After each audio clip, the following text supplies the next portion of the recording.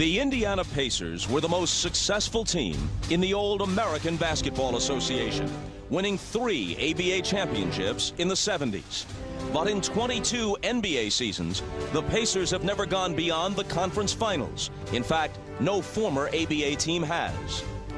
If the Indiana Pacers are to be the first, today is a must-win for them, just as Saturday was, when Reggie Miller turned in one of the most stirring fourth-quarter performances in recent playoff history. If this were a regular season game, I doubt Reggie Miller would be playing. He continues to hobble, but he can shoot.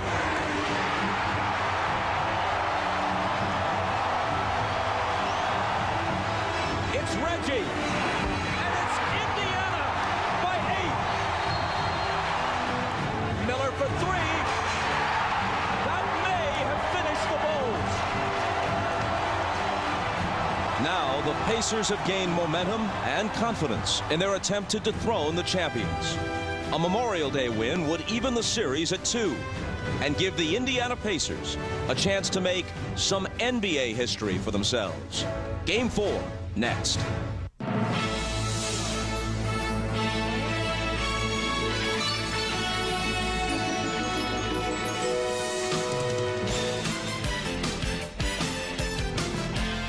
This is the NBA on the 1998 NBA playoffs. Today, it's the Chicago Bulls versus the Indiana Pacers. In both 94 and 95, the Indiana Conference Finals over Memorial Day weekend, and each time they won the 2 games they needed to even the series. They're halfway there now against the defending champion Chicago Bulls. But a big question after his terrific performance in Game 3, how much will Reggie Miller be able to give them this afternoon at Market Square Arena? This was moments ago. Slightly scheduled to start against the Bulls. Once again, we greet you shouting over the din at Market Square Arena with Isaiah Thomas and Doug Collins. I'm Bob Costas. Let's go right to Reggie. What a performance in quarter number 4 on Saturday. Well, Game 3 was the Reggie Miller show, and the Pacers needed all of it, Bob. He came limping out of the locker room and put on quite a show in the fourth quarter, hitting 3 3-point shots and a little 2-pointer to put his team up by 8 late in the ball game. But he was sensational, and he gave this team such an emotional lift. You see him coming off this screen here. This will put them up 8 and really seal the win for them late. Now, this was a lot different than what we saw at the United Center. In Game 1, Reggie Miller was 0 for 2 in the fourth quarter. In Game 2, he was 2 for 3. But he put his signature on Game 3. 4 out of 5, 3 out of 3 from the three-point line. Bob, stars win championships. They need another dose of Reggie Miller, and once again, they need to take care of the basketball today. Zeke, stars do win championships. The Bulls have 5 because they have 2 of the greatest players of all time. Bob, and the Pacers have targeted the Bulls stars and Michael Jordan and Scottie Pippen. Every time Scottie Pippen moves, they want to put a body on him. They want to alleviate the pressure that he's putting on Mark Jackson. So every time he tries to go through a screen, they want to lay him down. And with Michael Jordan, Jalen Rose told us that they want to challenge his shots. They want to make him work for shots. Even though he's going to make them, they want to put a hand in his face. Now we know when Michael loses, he comes back and he has big efforts. That 63 you see was against Larry Bird. That 55 was against Charles Barkley. And I'm sorry to say that 47 that he dropped on Detroit, that was against me. Well, even though he had 30 in Game 3, he was just 9 for 22. But as a comparison, the worst shooting game he's ever had in the playoffs, 3 for 18 against the Knicks, Game 3 in 93. He comes back on Memorial Day in Game 4 and scores 54 on 18 of 30. Let's go to Ahmad with more on Reggie Miller. All right, thanks, Bob. I spoke with Reggie Miller before the game. He said he is still sore and very stiff. He's had treatment on that ankle the last day and a half, but he says it's such an important game that he will play, he will start, but we won't know how effective it will be until the game starts. Bob?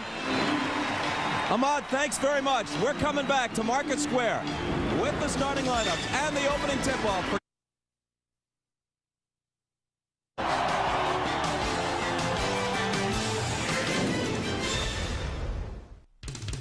The NBA on NBC. Do you feel good? It's Miller time. By Ford F-Series, the best-selling trucks are built Ford tough. And by the irresistible taste that makes you say, did somebody say McDonald's?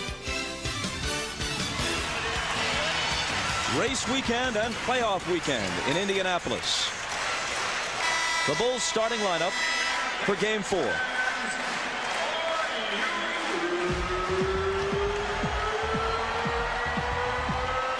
Jordan averaging 34 in the series, had 30 in Game 3, but shot, as we mentioned, only 9 of 22.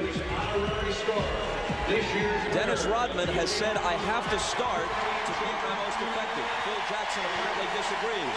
Kukoc will start. Rodman comes off the bench today.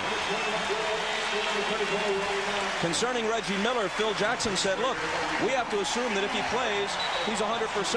We're not concerned about it. Of Reggie Miller's 28 points in Game 3, 9 came in the first 4 minutes, 13 in the last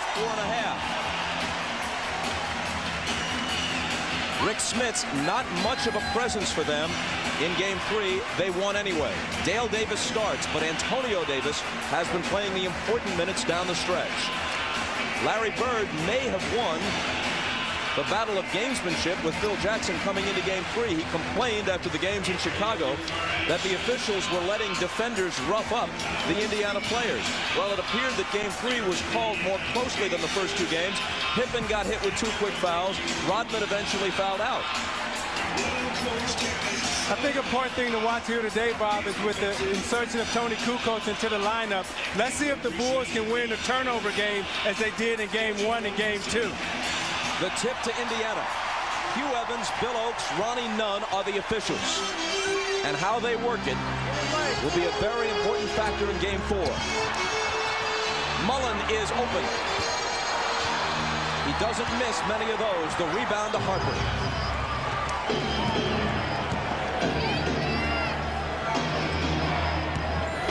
Kukoc on the run. You can see what that matchup does. Quickness goes to Tony Kukoc. Now on the other end, they'll try to pound the ball inside to Dale Davis. Remember in Game 1 with Kukoc on him, he had a big first quarter with 8 points. Harper up on Miller. Jackson open for 3. That's exactly the way he started Game 3, hitting the open three-point shot. Scottie Pippen always helping into the post off Mark Jackson. And again, Doug, that's big for Mark Jackson's confidence to come out and make his first shot. Jordan spinning on Miller and then throwing it away, trying to find Harper.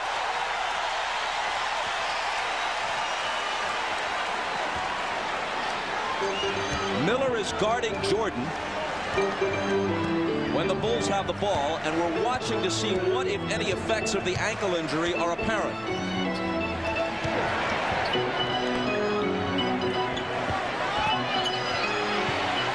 Smits turns on Longley. The hook.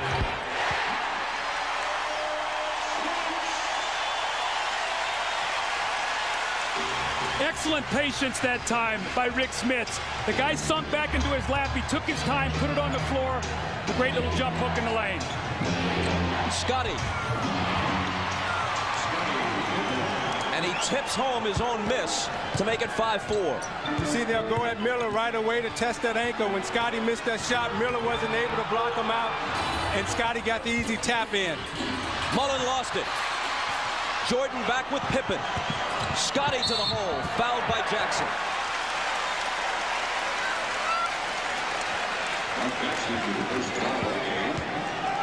Now, I sprained my ankle in the playoff game. Now, the toughest thing for Reggie Miller is going to be backpedaling right there. You see, he has to change direction. It's going to be tough for him to defend, change directions, and pivot off that ankle. He'll have it loose the first half, but let's watch him the second half as he comes back out, because that's when that ankle will have a tendency to blow up and get tighter. Pippen, who was only 3 of 7 at the line in Game 3, misses his first one. Your performance, Zeke, on the bad ankle in '88 against the Lakers in the finals is one of the most courageous in NBA history. Kukoc with the rebound. Now the drive, so they get the 2 points on this trip down the floor despite the free throw misses by Scottie. Those multiple shots, that's what absolutely killed Indiana in Games 1 and 2. Davis. Smits the follow. See, Chicago has gone back to its speed lineup.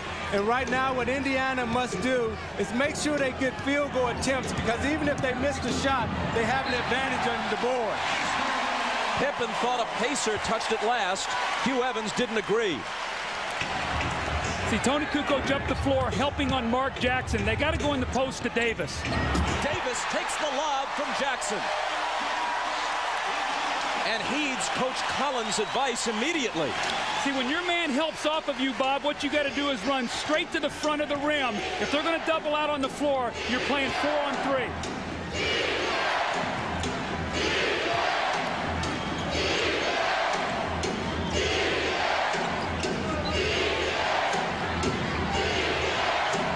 Kukoc cross-court to Harper. Misses the three. Loose ball to Smits, and Kukoc with a foul over the back.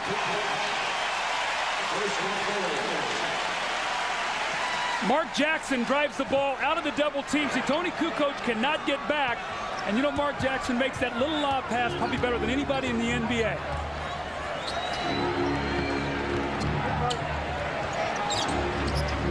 Mullen faking on Jordan. Jackson behind the back to Smits. Reggie out of the corner. Tough shot, air. Pippen dishes to Michael. Michael's first basket. 9-8 Pacers. Transition defense. Reggie could not get back out of that corner. The Bulls had numbers and took advantage. Smits throws it away right to us.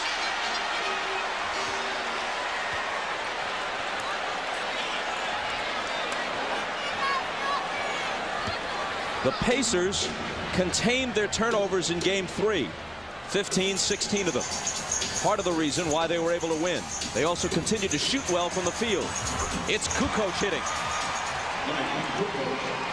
The Pacers have continually outshot the Bulls, but because Chicago has had such a huge advantage on the boards, especially the offensive boards, and they forced more turnovers and gotten more shots, they've been able to win 2 of the 3. Bob, they're averaging 10 more field goal attempts a game and 8 more free throw attempts a game. That plays into exactly what you're saying. Their percentage is lower, but they're able to shoot a lower percentage because they're getting more shots because of the steals and the offensive rebounds. Foul was on Longley. Pacer ball from the side. The Pacers have shot 50% in the series and lost 2 of the 3 games. Another Chicago foul. Longley again, his second. This is nothing new for him. Early foul difficulties. See what Rick Smits is trying to do, he's trying to establish post position, and he wants to move Longley around.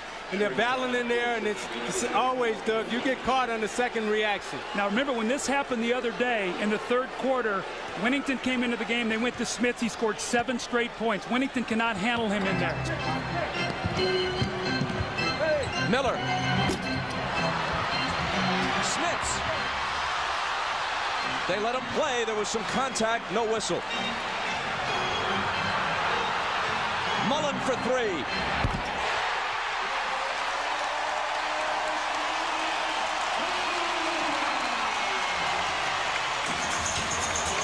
Michael over Miller. Can't tie it. Reggie has the rebound.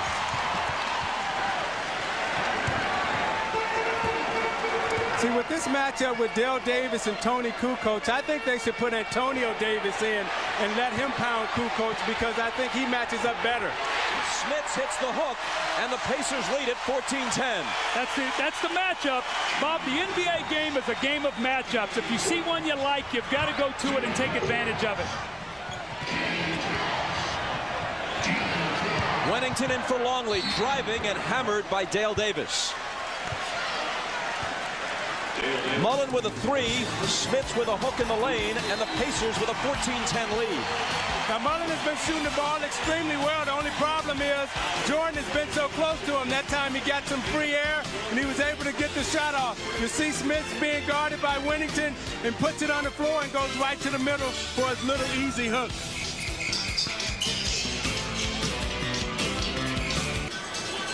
Rick Smith's off to a great start, and they need him today with Reggie Miller hobbling.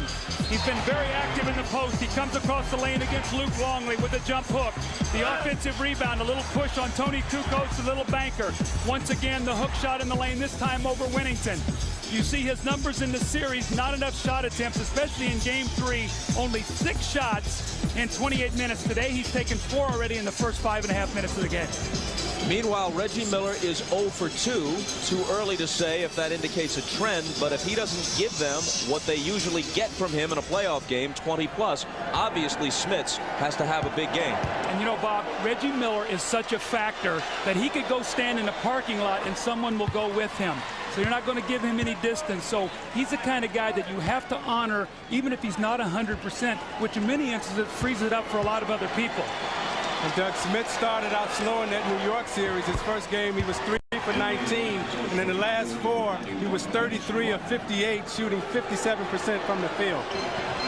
Jordan going for the steal. Dale Davis recovers it.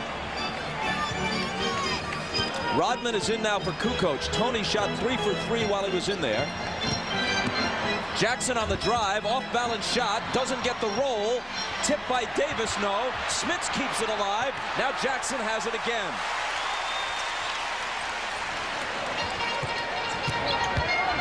Mullen tries the scoop in between 2 defenders. Another try and a third. But still there's a lid on the basket. Rodman wrests it away and may get a technical here. He slams the ball to the floor, and they don't tee him up. Dennis Rodman will have part 2 of his interview with you, Bob, on our halftime feature, so we want to make sure everybody stays around. You did a terrific job with that. I think a real candid talking there by Dennis Rodman. Let's go to Ahmad.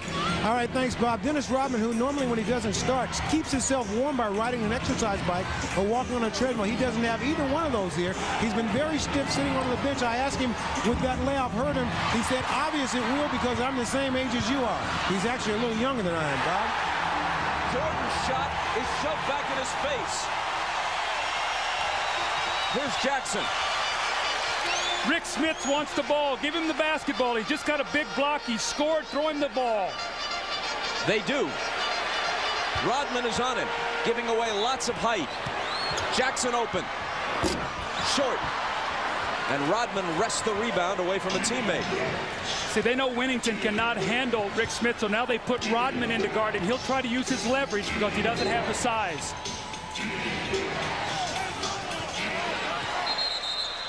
Michael Jordan asked for a 20-second timeout. And Michael appears to be bleeding in the area of his right eye, unless that was a bead of sweat.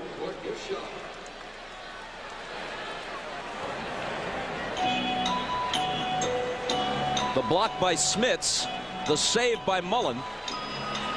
See, I think he got hit. He got hit right in the eye after the block. You see Smith come down, and as he extends, I think he gets hit right there. He turns around and look and say, no foul. Referee say, no blood, no foul. He say, I'm showing blood. So with 5:01 to play in the first, Michael Jordan is out for a while with his team down by 2. One of the things that's been obvious in this series is the aggressive team, the team that's come up with the loose balls, has won each of the games. Today, the Pacers are a little quicker to all those loose balls. You thought 3 possessions here, the Pacers came up with every one of them. Kukoc comes back in.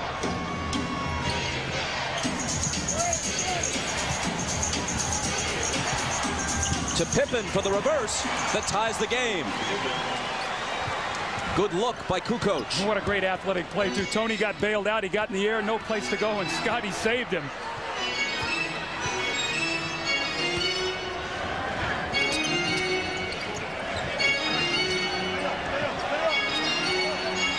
Mullen out to Jackson. 4 seconds to shoot. Dale Davis will, and he gets the roll. See, I think Indiana's going to have to make a decision. They don't like to double team in the post, but anytime Reggie Miller's guarding Tony Kukoc or Scottie Pippen, they're taking them into the post, and I don't think physically he can handle them one-on-one down there. Miller pokes it out of bounds away from Kukoc. You see, Mark Jackson came that time to give him a little help on the spin, but he's not physical and strong enough right now to hold those guys in the post. Well, I think Jalen Rose is going to come in the game to guard him. I think Larry Bird sees the same thing. Isaiah does not like the matchup. They do not want to double team because then that messes up their rebounding. So they like to stay at home on their people. That's why you saw the substitution. Jalen Rose has had one good game in each playoff series so far for Indiana. They need a few more if they're to somehow get by Chicago. Hold on, Mullen fouls Pippen. Reggie Miller goes to the bench without having scored so far. Jordan is in the locker room having a cut in the area of his right eye attended to. And Michael was only 1 for 4 from the field before he went out. Ahmad Rashad is back in the Bulls locker room. As soon as he has some information, they'll pass it along to us. Mullen goes out, and Derek McKee is in to replace him. That was the second foul on Chris. Harper into the lane, slicing through. Nice move. Rick Smith just does not have the quickness to jump out and trap that screen and roll. So anytime he's involved, the Bulls really look to turn the corner and get it all the way to the basket. Harper did it that time with his left hand. Jackson from Smits. The follow by Davis. Jackson blew the open layup, but Davis was there to cover for him. And what you'll notice is anytime that Mark Jackson makes a pass into the post, Pippen is roving. Wennington ties it again. You know your personnel. It's a tough cover for Rick Smits to get out to Bill Wennington. He's more of a jump shooter than he is a post player. Jackson evades Pippen. And Smits misses off the potential assist. Kukoc fires and misses the three. And it's out of bounds to Chicago. Back to Market Square after this. Ahmad Rashad back at Market Square Arena. Moments ago, Michael Jordan on this drive to the basket was just swiped over the right eye there by Rick Smits. It caused a cut to the upper part of his right eyelid. He has been taken to the locker room. They're trying now to close it with sterile stitches. Now, if that doesn't work, doesn't stop the bleeding, they'll try to go back and try to close it with actual stitches. As of right now, he's having that application applied now, and he'll be back in the game. Bob? Ahmad, thank you. Remember, as most of you know, it is an NBA rule that you cannot be on the floor with an open wound unless the bleeding has been completely stopped. You cannot play, no matter how much you may want to, no matter who you are. Pippen's pass deflected. Scott Burrell into the game now. That's an early substitution for him. We've seen in the first 3 games either Randy Brown or Steve Kerr. It looks like Phil Jackson wants to go with a bigger perimeter team. Scott Burrell in for the first time. Pippen a long one. And the rebound to Antonio Davis. Now let's see if Indiana goes to Antonio Davis right now, or Dale Davis guarded by Kukoc. Harper's on Jackson. Trying his post-up game now. We haven't seen much of that in this series. And Harper blocks it.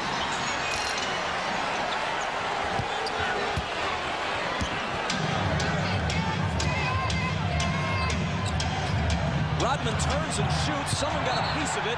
It winds up in Pippen's hands, but he's standing on the end line. What's Dennis thinking? Well, right now, Rodman is just trying to get into the game. He has a hard time coming off the bench. Chicago has made the gamble that they'll try to force turnovers and they'll sacrifice his rebounding. Right now, he's just trying to get himself into the game. He's on Antonio Davis, who backs him down and shoots. It's off. Dale Davis takes it and hits. The muscle of the Pacer front line. He's really their only big body other than Rodman. They need to keep going to the offensive boards, Bob. That's 10 offensive rebounds here in the first quarter. Harper hits it. It's a 2-point basket. His foot was just on the line. Tied at 20. Here's Michael Jordan coming out of the locker room. The cut has been bandaged. He's headed for the Chicago bench. Jalen Rose, quick catch and shoot, overshot it. That's a tough shot for Jalen Rose. He's not a catch-and-shoot shooter. He has to put it on the floor and create a shot. Pippen puts it on the floor and with the left hand completes the drive plus the foul. The Bulls are in front. Michael returns to the bench and immediately returns to the lineup. Here he comes. You know, Michael always looks for things to get him going. He got off to a slow start, only 2 points. Of the first Bulls, 18 points. Actually, now they have scored 22. But he looks for these little things to get him going. He saw the side of his own blood. That's not a good sign for the Pacers. See, right now, I wouldn't take any chances with Michael Jordan. Every time he touches the ball in the low post, I would run the guy at him and double team him. Because if he gets hot, he's capable of putting 55, 60 points on the board. So I would not let him get on track this first half. He's guarding Travis Best, who's replaced Mark Jackson in the Pacer backcourt. Reggie Miller peels off the warm-up. He's headed for the scorer's table. Antonio Davis from McKee. Well, that was a great look because the big man stepped out to help as the man came around the screen, and he did just what you teach him to do, go right to the basket. An excellent pass by McKee. See, what Indiana is doing is what we did a lot in Detroit when we played against Chicago. They're a speed team. So you try to attack them with your body. You got to put your body on them to impede their speed. Rodman with the pass, Burrell with the bucket. The Bulls with a 3-point lead.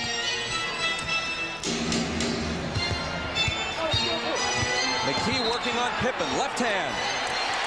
Hold on, there's a whistle before the shot. No basket. Pippen's first foul. Reggie Miller back to the Pacer lineup. Reggie Miller is back. And Ron Harper returns for the Bulls with Kukoc leaving. See, the Bulls match with a small lineup right now. They can switch anything, any screen roll, any down screen, switch it so you can't have a catch and shoot at the end of this quarter. Game clock overlaps the shot clock by a couple of seconds. Rose drives on Burrell and scoops it up off the glass. Now that's what Jalen Rose is effective. Putting it on the floor, taking it to the basket.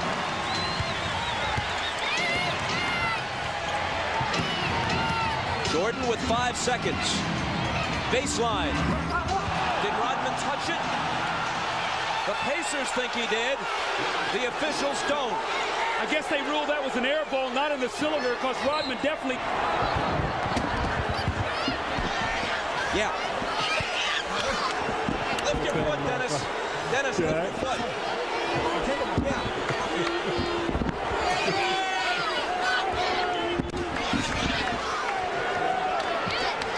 Right, Bob? Once again, I'd like to say, stay tuned for that interview at halftime with Bob Costas and Dennis Rodman. They are now soulmates. Yeah. The big man. I took a hit, buddy, I'll tell you that. I saved you. I caught his foot. It was coming right for your head. He packed some punch. Meanwhile, watch the hustle. Look at Worm. We don't see Where's Bob. Where's Bob? Where's Waldo?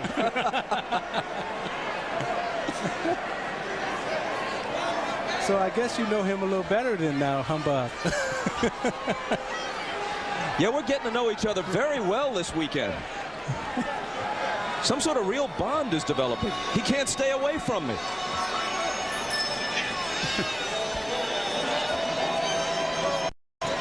So meanwhile, Rodman appeared to have come close to touching the Jordan jumper, but the officials ruled that he did not. So Michael's basket counts. Another basket from Michael right at the end of a quarter with 2 defenders on him. He's done that so often in this series. They count the basket. It gives the Bulls the lead. And now it's Pacer ball from the side with 1.2 seconds left. Now that's a good play as long as the ball is not in the cylinder.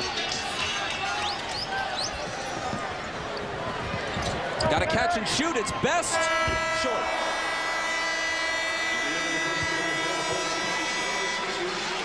After 1. A quarter in which Michael sustained a cut, and I was nearly crushed. The Bulls lead the Pacers by 3. You're watching the NBA on NBC.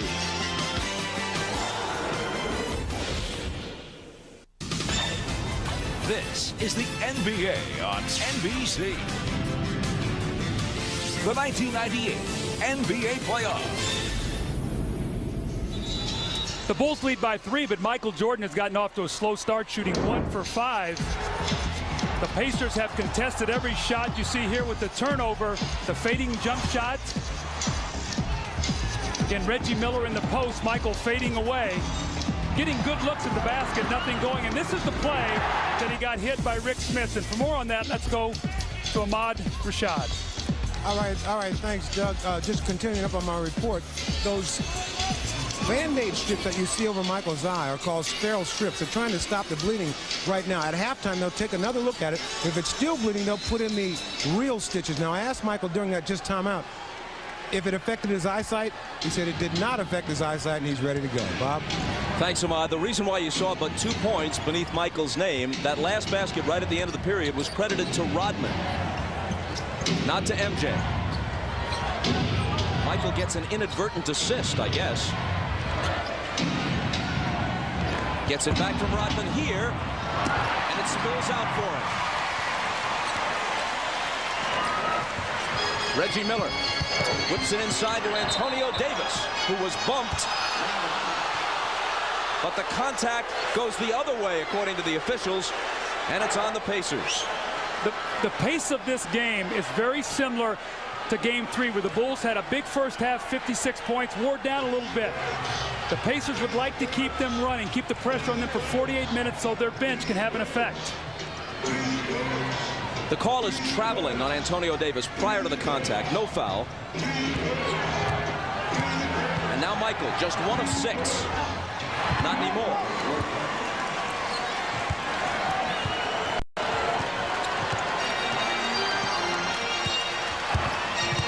Kerr on best.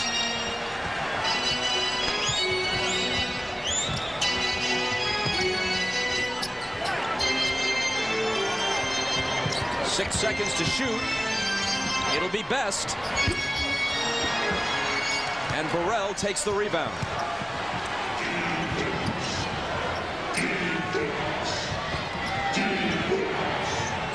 Kerr from Rodman, double teamed on the baseline.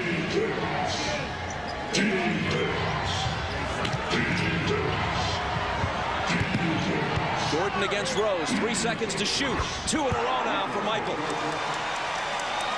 I wouldn't take any chances. You got to go get him, Doug, because right now this game is kind of getting away from you a bit. Best around Kerr.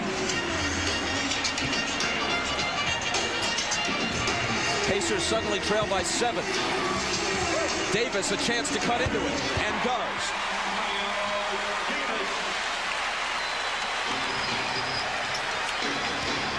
Steve Kerr limping a little bit. Looks like maybe he got kneed in the thigh. We'll have to keep an eye on him. He's wincing and hobbling around out there. Kukoc off to Kerr and gets it back. Fade away. Tony Kukoc with a strong first half.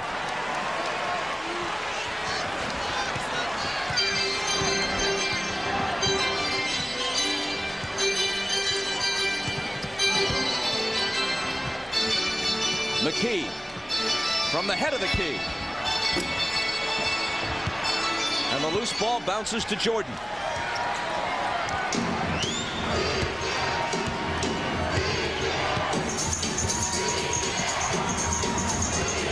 Michael with Miller on him. And Bill Oates blows the whistle. Now, anytime you get hurt, you come back with a vengeance, and Michael has that fire in his eyes and that bounce in his step. Falls back right there for the J. And then the last time down, he comes down, he squares up Jalen Rose, gives him the face, the step back. Oops, nope, I'm crossing you over. Now I'm a J you. Bam. And the foul a moment ago was number 1 on Reggie Miller. The NBA on NBC is brought to you by Bud Light. For the great taste that won't fill you up and never let you down, make it a Bud Light. By the 1998 Honda Accord, an Accord like no other. And by Reebok, creating possibilities 1 athlete at a time. These aerial shots are provided by the Goodyear Tire and Rubber Company, and we thank pilot Dan Thomas. That area you see right there is the construction site for the new arena for the Indiana Pacers to be opened a couple of seasons from now. It'll be called the Fieldhouse, and it's the first professional basketball arena. There's what it will ultimately look like. The first professional basketball arena that embraces the concept that's been so popular in baseball. Camden Yards, Jacobs Field, all the new retro-style ballparks. It'll have the feel of an old-style college field house, but with all the amenities that fans demand, the club seating and the luxury boxes and whatnot. Should be terrific. Here's Kukoc dealing to Longley and out to Rodman. The Bulls lead it by 7. Kukoc missing short. Larry Bird has come back in with Rick Smits, who got up to a great start. With Reggie Miller not being able to get off offensively, they're going to have to get him some shots. Smits connects. Boy, they listen to you, don't they? He's off to a great start. You can't let him get lost out here. Big men sometimes will drift on you because you have to bring the ball to them, and sometimes they won't demand it. Michael starting to heat up after a slow start.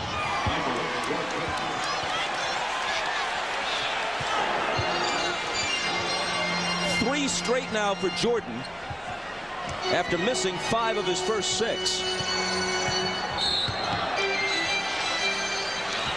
And play is stopped by a whistle. Now you watch Michael being guarded by McKee. Loves to come to that right hand and pull up in the middle. McKee just a little late getting there. Jordan swishes it right through the net. He gets better by the quarter in this series so far, and right now, what I see in Michael Jordan and that little bounce and that little hop, I know from experience, he's about ready to go off. Foul on Rodman was his first. Pippen and Harper are back in. Best. And once again, play is stopped. The foul is on Michael, his first. One of the things we talked about was Travis Best's speed and quickness hurt the Bulls the other day. They went with a smaller lineup.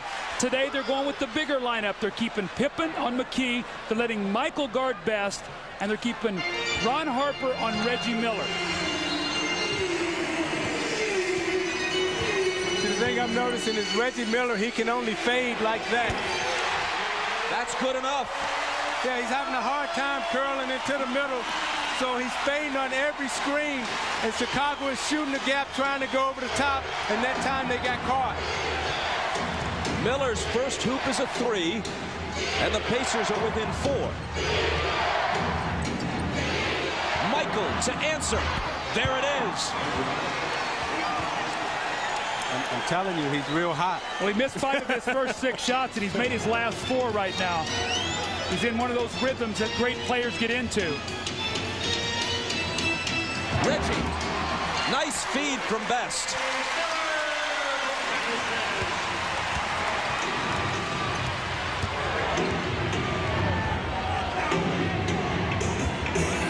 Chicago by 5. Longley off the Pippen pass. Weak side rotation that time, uncharacteristically very slow by Antonio Davis as Smith stepped out. Your big guy's got to step over and give some help.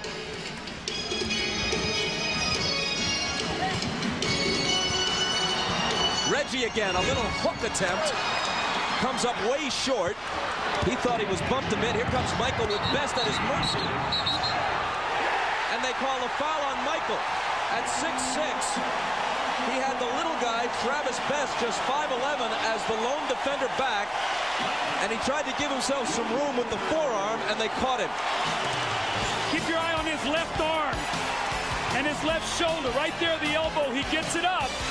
You very rarely see that called against Michael Jordan. Billy Oates with the emphatic call, but Travis Best giving him space. Watch the left arm. Right there, he gets it up. And you're watching the NBA on NBC. Now, Reggie Miller is playing with a severe sprained ankle, so therefore he's only able to operate on really one side of the court. You watch him come down here on the right side. This is not slow-mo. That's just how slow he's moving. He curls into the lane. gets the left-hand layup. But you see as he comes to the right side of the court, watch as he labors trying to curl. Gets caught up here, can't really get his balance. As he goes in for the hook shot, can't really push off that ankle. So watch Reggie Miller working at one side of the court, and when he gets to the right side, he'll fade probably to the corner for a J. With the Pacers down by 7, Best brings it across. Fires the jumper and hits it. Got a little screen to lose Jordan for just an instant.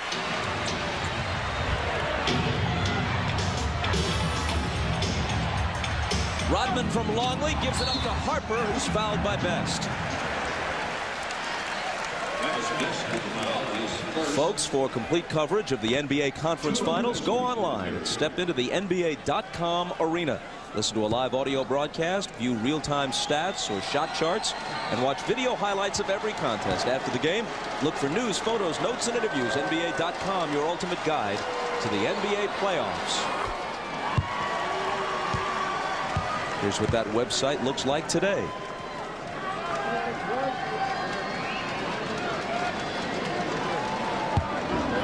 Now, Rick Smits has been a very important part of this team today offensively. But Isaiah, one of the things that's hurting him is the Bulls are really getting him involved in a lot of pick and rolls. They're stringing him out. They're throwing that ball to the corner, and he's not able to get back. They're getting that ball right to the middle of the floor, and they've punished the Pacers with that play today. The Bulls have. Doug, you remember earlier in the season, Rick Smits had severe foot problems, and right now they're taking advantage of that. Travis Best really trying to make Michael expend some energy here on the defense. McKee driving, juggles it. It's Miller for three.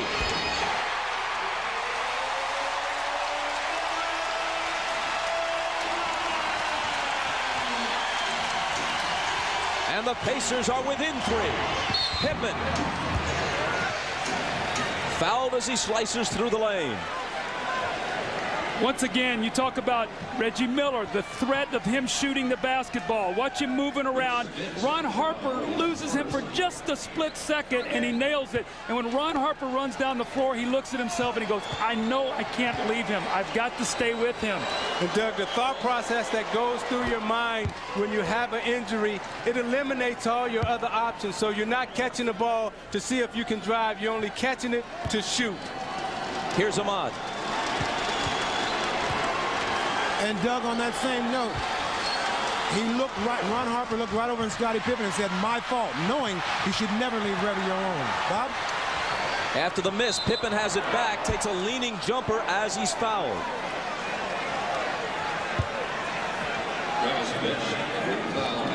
When you play Michael Jordan, you must make him work all the time. You have to hope that come fourth quarter, he's burned up some energy and becomes somewhat human. So what you see Travis Best doing, he's using screens. He's trying to penetrate, keeping Michael busy at both ends of the floor. The foul on Best came before the shot. Bulls put it into the side, and Longley misses. Rodman trying to keep it alive, but eventually it winds up in Smits' hands. Best around the Smits screen, and he travels.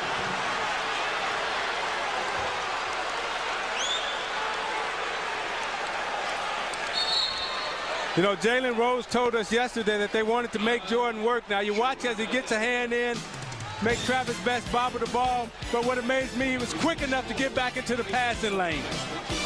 Timeout Chicago with 4:53 to play in the first half. I'm Hannah Storm in New York. Coming up on the Prudential Halftime Report, we'll have more of Bob Costas's interview with Dennis Rodman. He's the NBA's best rebounder, and he knows his value to the Bulls.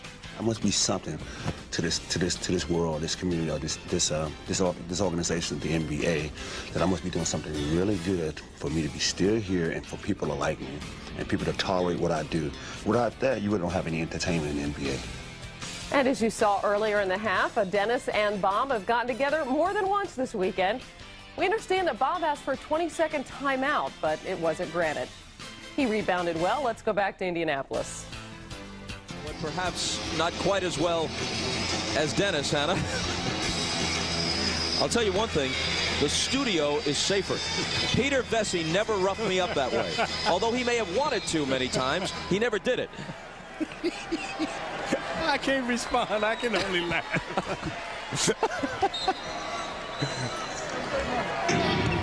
Chicago ball after the timeout. Their lead is 4. Now Travis Best is guarding Jordan in the post. Michael knows it. Michael knows it. See, Reggie Miller came down and tried to double team, but it was too late. He had banked it off the glass already. After missing 5 of his first 6, Jordan has now hit 5 in a row. Harper on Miller. Antonio Davis with the screen. Gets it back. Pops the jumper. His game has gotten so much better being able to hit that medium-range jump shot. You used to love for Tony Davis to step out and shoot that. That has become such a weapon for this team because you need another big guy who can shoot out there because Rick Smith sees so many double teams. Best again trying to contend with Michael. Knocked away as Antonio Davis came over with the help. You know, in that last bucket that Antonio Davis hit, Dennis Rodman bent down to tie his shoe up, and the pick and roll came. That's why he was so free at the free throw line, Doug. Pippen looking for somebody. It's Michael. At 6'6" to Best 5'11". Miller over on the double team. Pippen lets fly. The Bulls are really shooting the ball well. This is so reminiscent of Game 3. You know what I think is interesting here? Larry Bird is going against his philosophy. He doesn't like the double team, but he realized that Michael Jordan is hot, so he's sending a man at him every time, which is freeing up their perimeter shooters. Smith's out to Best. Quick touch pass over to an open McKee, whose jumper is short. Here comes Chicago. The Bulls are shooting 59% in this half. Michael again. Cross court to Pippen. Head fake. Longley open. Great ball movement and a Chicago basket. So that's what happens when you double team. Now you get yourself rotating to people. You run at Pippen, he pump fakes you. He gets to the lane. You run at him and you kick for the easiest shot. That's why you don't like the double team. But the gamble that you take when you double team is you say, we're going to make everybody else beat you because we know Michael Jordan will beat us. Miller misses the hook. Harper races back the other way. Best wraps him up.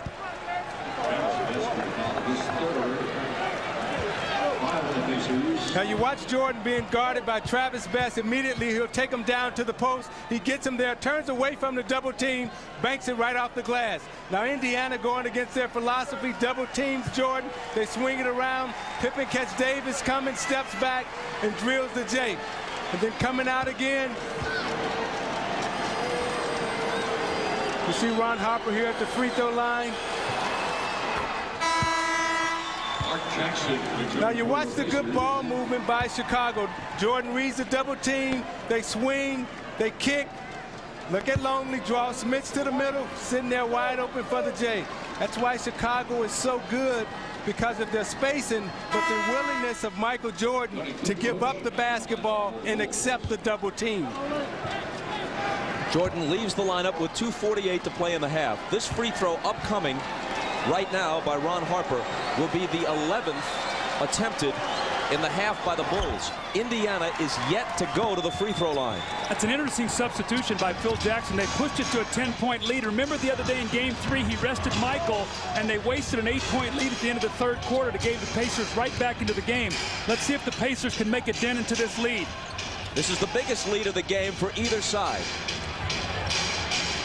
Mark Jackson. 5 seconds to shoot.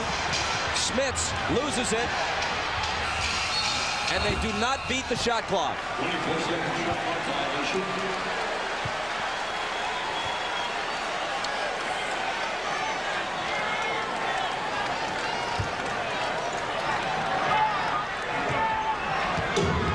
Larry Bird's team down 10.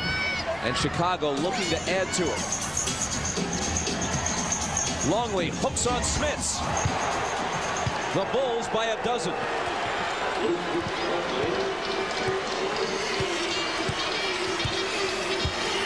Chicago well aware that Utah has swept Los Angeles. Jackson's pass finds Smits. who is bumped and fouled, and he'll become the first Pacer to go to the free throw line. And if in fact the Bulls wind up in a finals rematch with Utah, they'd like to get there as soon as possible because the Jazz will have home court advantage anyway, and right now they're resting up and waiting. So the longer this goes for a veteran team like Chicago, the worse it is for them, at least in theory, against Utah. That's why winning today and giving themselves a chance to wrap it up Wednesday night at home on NBC, beginning at 9 Eastern, 8 Central, is so important.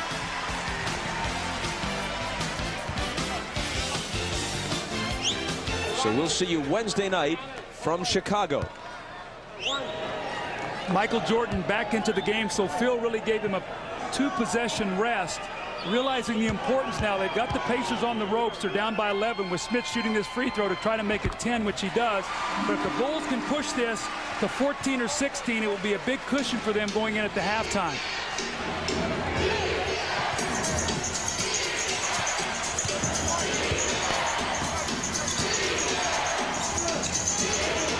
Rodman, snap pass to Michael, who finally misses one, interrupting a long hot streak. I didn't think that ball hit the rim. They got a new shot clock, so that might have been a good thing there for the Chicago Bulls. It looked like it was an air ball. Must have skipped the back of the rim. Scotty to Kukoc. Big height advantage on Jackson. Slips it inside to Longley. 4 on the 24. Pippen gonna have to shoot it.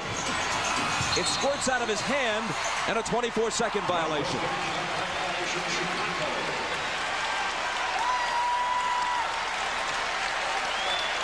The turnovers are even, 5 apiece. Scottie Pippen went to Tony Kukoc. He said, take your time. You've got a mismatch. Back him down. Don't be so impatient.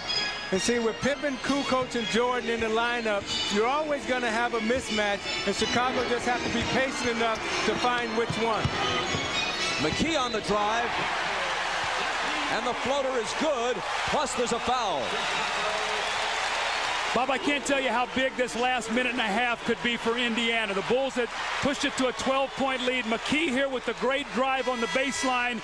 He loves to go left, even though he's a right-hand player. The little flip shot and the foul. Now he has a chance to cut it to 7. If they can get a couple defensive stops and they can go in maybe down 5 or 7, that would be in pretty good position based on how well the Bulls have shot in this first half. The foul on Longley was his 3rd. 3-point play.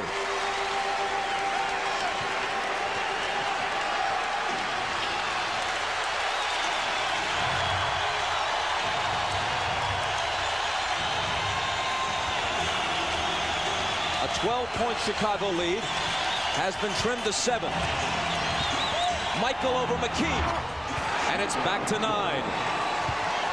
You see, Jordan loves to drive right and pull up right for that J. McKee got him. He gave him a little hesitation, went for it again, and then came back and hit the J, going right. Jordan has 15.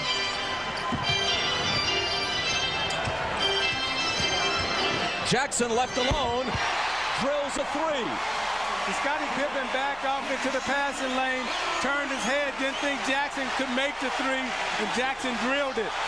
Now Michael Jordan will take the ball up the top against McKee. Let's see if they run at him and get it out of his hands. Michael has punished McKee at the end of quarters in all 3 games. He just waved Kukoc out of the corner because he wants that side clear. Here it is. Overshot it, air ball.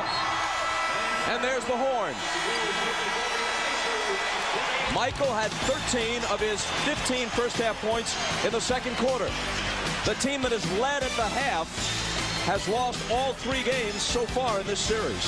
Stay tuned for the Prudential Halftime Report. After these messages, you're watching the NBA on NBC. The Chicago Bulls. Michael Jordan and company continue their quest for title number 6. The Indiana Pacers. Larry Bird's team wants to dethrone the reigning NBA champions. It's the pivotal Game 5. The conference finals go prime time. Wednesday night at 9 Eastern, 6 Pacific on NBC.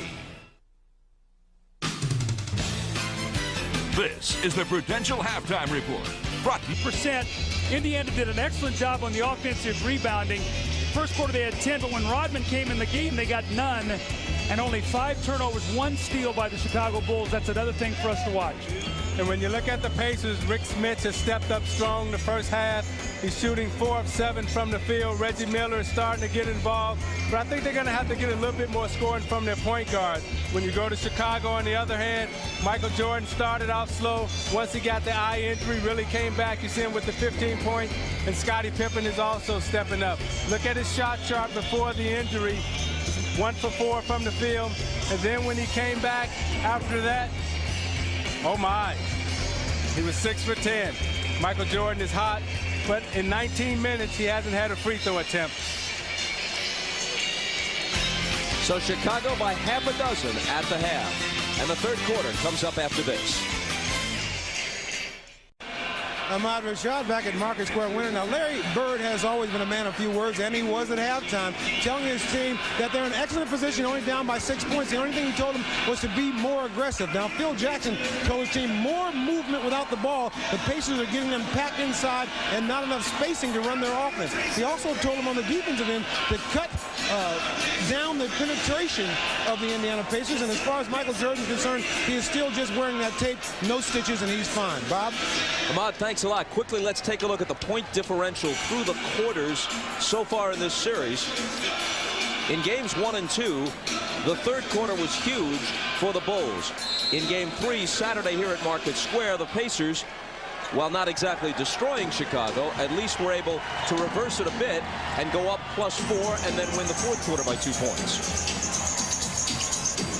They trail by 6 as we start the second half here in game 4. Longley on the drive. Can't make it 8. Mullen has it. Now let's see if that ankle tightened up on Reggie Miller. Normally when you go and rest at halftime, that ankle swells up. Let's see what type of mobility he has.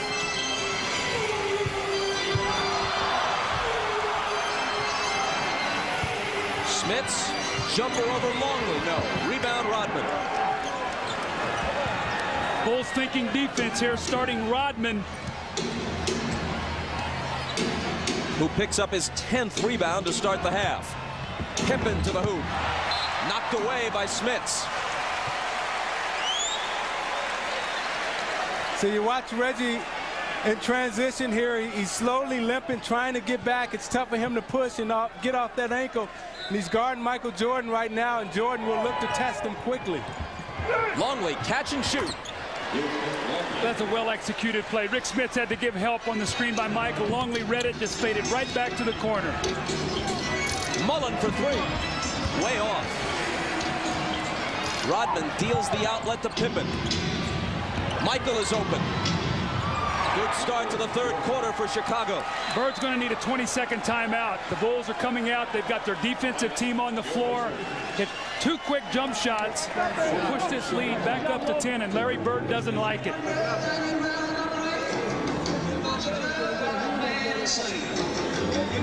Let's take a look now at Luke Longley here. We're going to watch him, and we're going to see right here. And as Michael comes off this screen, watch what Luke Longley does. Watch Rick Smits. He's going to have to think about Michael Jordan. He turns his head. Longley works right against his vision with the open jump shot. And in Michael Jordan, the last time down again, Reggie Miller having a very difficult time getting down the floor. They're cross-matched. Mark Jackson does not get there soon enough. Michael continues his hot shooting. The Bulls up by 10. Jackson around Pippen. He often took it right at Scottie in game 3. Smits has position. Longley gets wrong that time. He went on the baseline side. The pass was right to the middle, which led Smits right to the dunk. Reggie on Michael.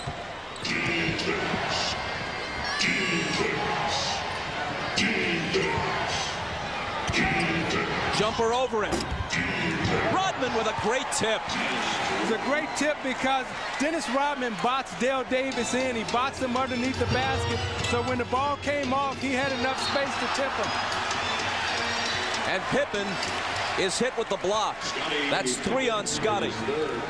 What I see on this play is an animated Dennis Rodman. The Rodman that we know with energy, playing a little bit on that edge. But he goes right to the front of the rim on the miss and just out-muscles the Indiana Pacer front line, and going back down the floor, you see that high step, and he's feeling good. Mullen. Michael takes him on a switch and fouls it.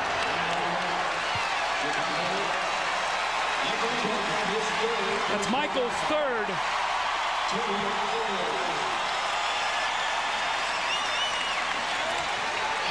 So even though it's his third foul, I don't think you can run the risk of taking the ball out of Rick Smith's hands because he's shooting it so well right now. They've got Harper now on Miller. Jackson into the lane. Dale Davis brings the Pacers back to within 8. The Pacers got to get some defensive stops, though. Right now, the Bulls are in that good offensive rhythm. Remember, they shot 59% in the first half, and they have not missed a beat here in the third quarter. Well, Chicago has made the decision that they're going to outscore Indiana, and Indiana has to match them with scoring opportunities. On the Bulls turnover, the Pacers bring it back, trailing by 8.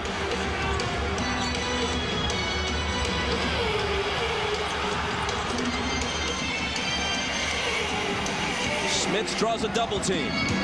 Jackson penetrates, kicks it back out to Rick for the baseline J. See, Bob, what you're getting there is Mark Jackson is throwing the ball in the post. Pippen is helping on the kick out. As Scotty's going to him, he's driving the ball to the basket and getting some dribble penetration. Longley misses with the left hand, and Mullen has board position on Rodman. Jackson pushes it back the other way. Inside, Davis is all alone.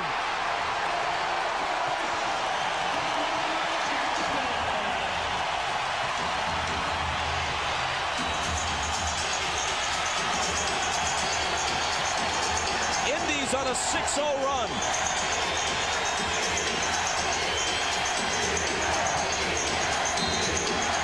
And Mullen bumps Jordan to pick up the foul.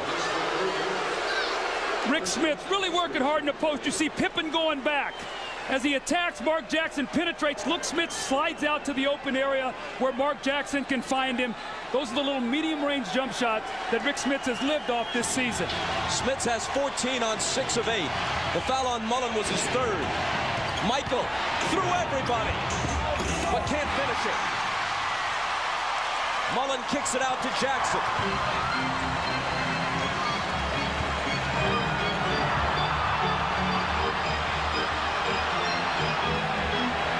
Looking for Smits. He looks for the hoop, but it's short. Harper had trouble with the dribble. Got it back. And it's Chicago by 6. Miller on the run. Misses off the glass. Jackson has it. Mullen along for 3. A wide open look. Can't ask for more than that if you're Chris Mullen. Harper. And Smits fouled him.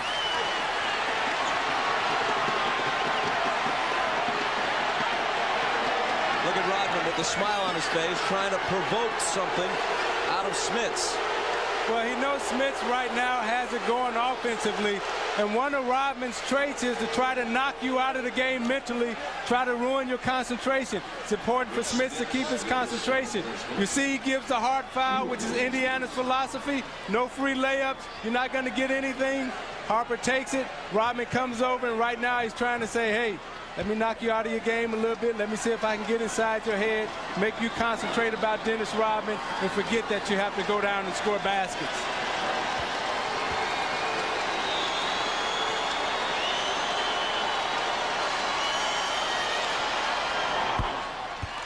Harper cans the first. So the pace of this game is frenetic, and Larry Bird is going to take a timeout. I still think Indiana must continue to run like this. If they have any hopes, I think, of winning this game, they have got to wear the Bulls down.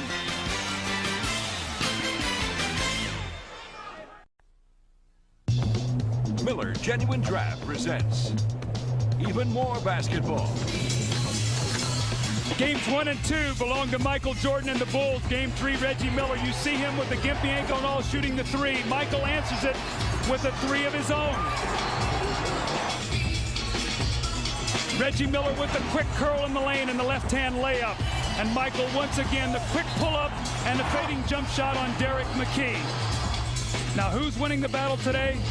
Michael Jordan, 8 of 17 for 17 points, no free throw attempts, and Reggie Miller only 8 shot attempts, 8 points, and he has not been to the free throw line today either. In recognition of this look inside the game, Miller Brewing Company will donate $1,000 to the Thurgood Marshall Scholarship Fund.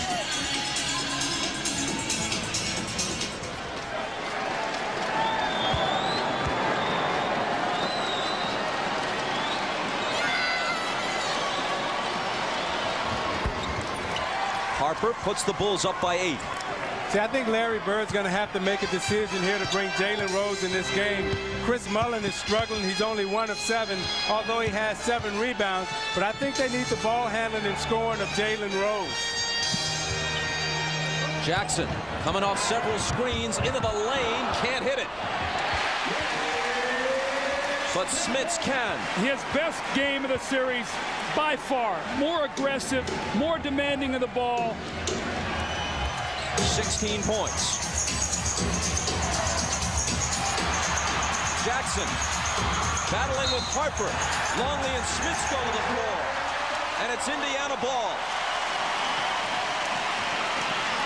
Jackson and Harper, one-time teammates with the Clippers, really going at one another. That was a good defensive tap by Jackson. Anytime Jackson can get his body on you and get his hands inside you, he's very strong. And he was able to tie up Ron Harper and tap it on the backside.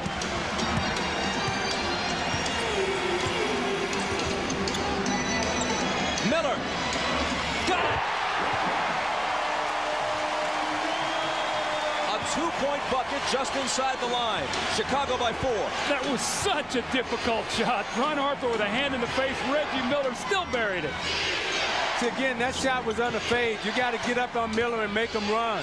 Michael slings it out to Harper, who traveled.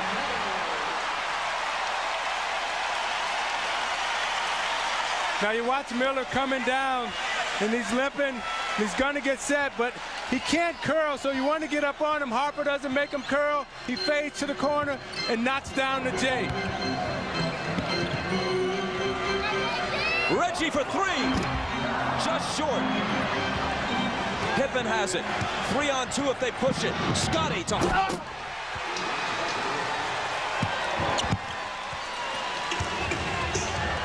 Boy, there's a swing.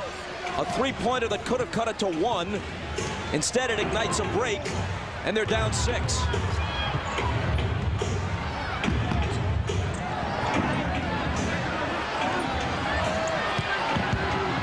Mullin through a crowd. Gotta shoot it quickly. 24-second violation. Against the Chicago Bulls, you cannot hold the ball. Chris Mullin is holding the basketball and trying to get his own shot. He's 1 for 9 now. And again, Jalen Rose only played 7 minutes in the first half. He was only 1 for 2. So they're getting no production from their 3 spot at all today after a huge game from Jalen Rose. We gave him 15 in game 3 and in the victory.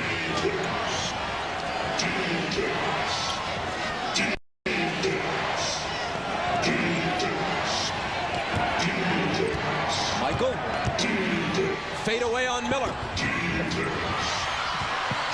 Out of bounds in front of the Pacer bench and touched last by the Bulls. Pippen is pointing at Mullin, but the officials didn't see it that way. Now you watch Reggie Miller guarding Jordan in the post. He's trying to keep his hands in Jordan's shot pocket. He won't let him bring the ball down to get to his pocket to bring that shot up because he knows he can't move his feet. Pippen steps in front and picks it off. Jackson is back, but it's a 2-on-1 with Michael. Look out! And Jackson fouls him. Now both Jordan and Jackson knew what was coming on that play. That's why neither one of them responded. Jordan knows that every time that he goes to the basket on a fast break situation like this, they're going to take the hard foul. He accepts the challenge, walks back to the line. And again, Isaiah, the one thing you don't want to do is let Michael Jordan get one of those monster dunks of his, because those are the great quieters of the crowd, especially on the road. So you take the foul and you make him make 2 free throws. This is his first 2 free throw attempts of the game. For the 10-time scoring champ and 5-time MVP. NBC's must-see Thursday is great this week, beginning with Friends, followed by Just Shoot Me, Seinfeld, Veronica's Closet, and ER. That is must-see TV. Thursday on NBC. Remember now, game 3, Bulls up 8 with about 4 minutes to go in the third quarter. Phil Jackson rested Michael Jordan. The Pacers tied the game. I don't think you'll see that today. A whistle away from the ball. See, Reggie Miller came down 2 plays ago, and he told Hugh Evans, watch Harper holding me, watch him holding me. Ronnie Nunn picks it up on this side. Harper's grabbing. The officials are communicating with each other, and they got the call. It's on Harper. It's his first. Remember late in game 3 when Harper fouled Miller hard and almost sent him sailing into the Indiana bench, and several Pacers stood up. Antonio Davis actually said to Harper, you cross this line and your butt, or words to that effect, is mine. And speaking of Antonio Davis, he and Jalen Rose had huge games in game 3, and neither one of them have played that much today. Dale Davis spinning, and spinning too much, shuffling the feet and traveling.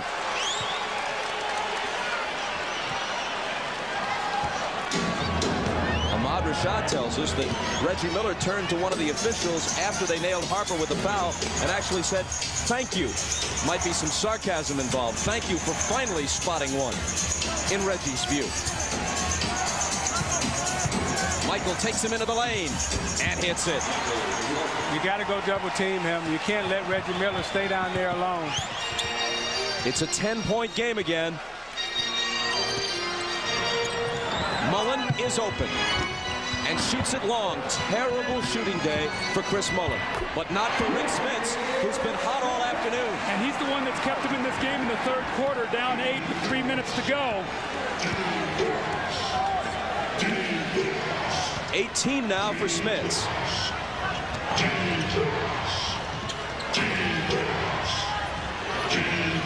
Pippen from Rodman. Here's Longley. And again, it's Chicago by 10.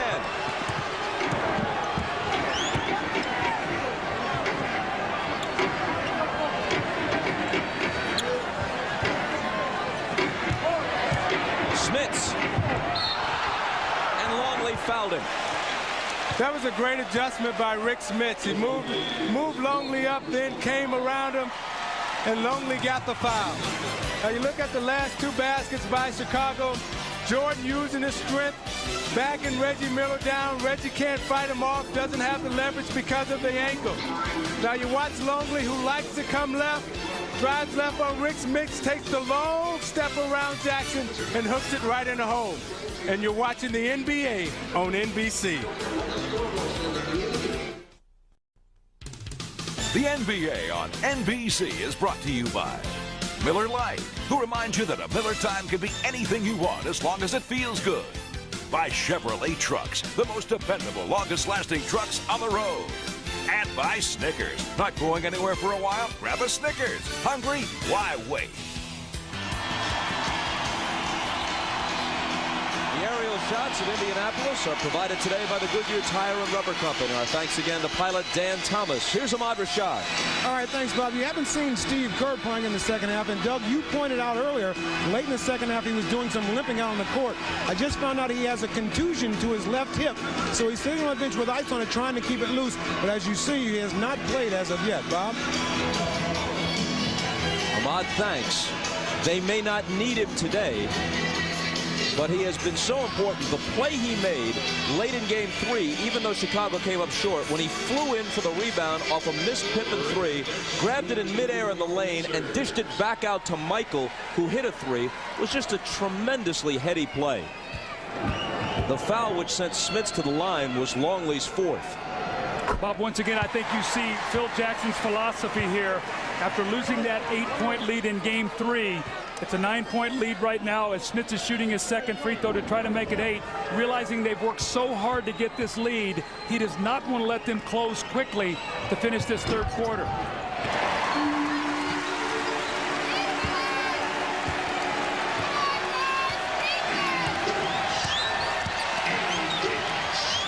Michael has it with Jalen Rose on it.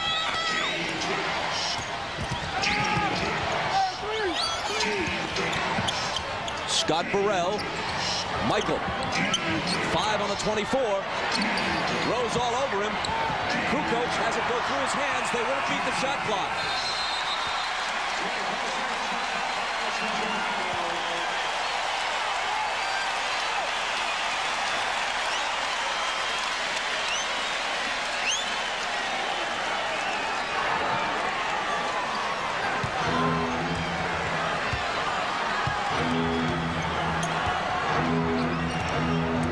On Jackson. Mark goes by him. Dishes out to Rose. Now you got Kukoc guarding Smits in the low post. Kukoc would try to use his foot speed to front him. Let's see what Smits does. 4 seconds to shoot. Jackson will. Misses it long. It didn't hit the rim. Kukoc has it.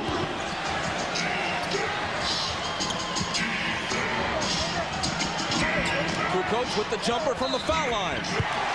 Plus the foul. See, now what this also does is this makes either Rick Smits guard Dennis Rodman or Tony Kukoc. If he's going to guard Kukoc out on the perimeter will do this all day. You saw Antonio Davis tried to help him out, but it was too late. So this small lineup, if Kukoc can front the post and take the ball out of Smits' hands, will be very effective. See, in fronting the post with Kukoc, Smits has to get in deeper, Doug. So when Kukoc does front him, he'll be closer to the rim for the lob. Jackson looking for help. The foul on Antonio Davis a moment ago was his first. Jackson gets it back from Smits and lays it in.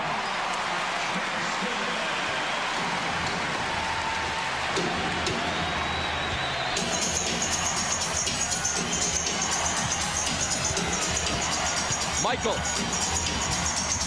out to Burrell, and now Kukoc. Michael again. Number 23 has 23. See, that's not fair. He drove baseline, pulled 4 guys to him, hung in the air till he found an open guy, then tracked the ball down and got it back and made the shot. And underneath, under all of that, Rodman got hit in the head by an Antonio Davis elbow.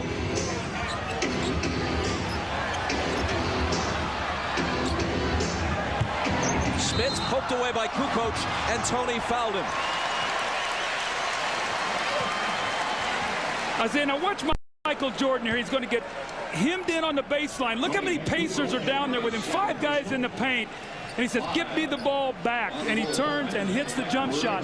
See, what's happened is through his career, he's seen so many double and triple teams. He realizes when he gives the ball up, don't take himself out of the play. Seek the ball back.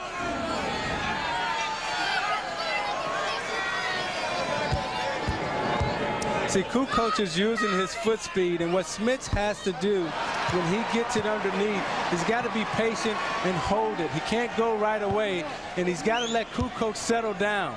Be a little bit more patient in the post like Michael Jordan is or Karl Malone. Whenever you have a smaller guy guarding you, take your time down there. Smits has 21.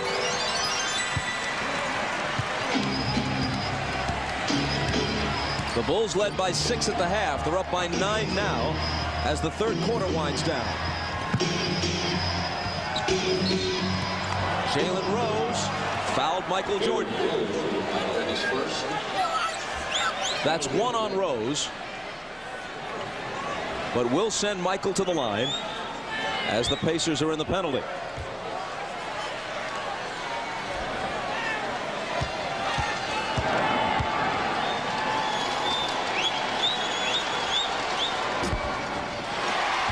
Tonight on Dateline, a decorated Air Force officer had a love affair that sent her career into a tailspin.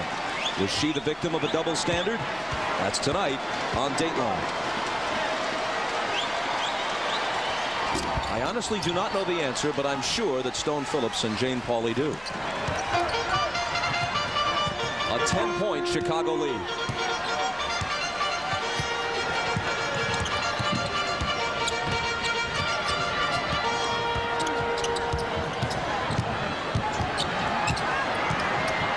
Smits, the hook. Boy, he's having a good game.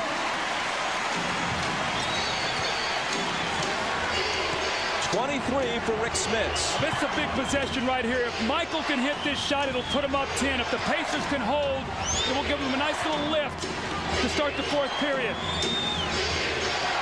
Michael fires. in and out. And there's the horn.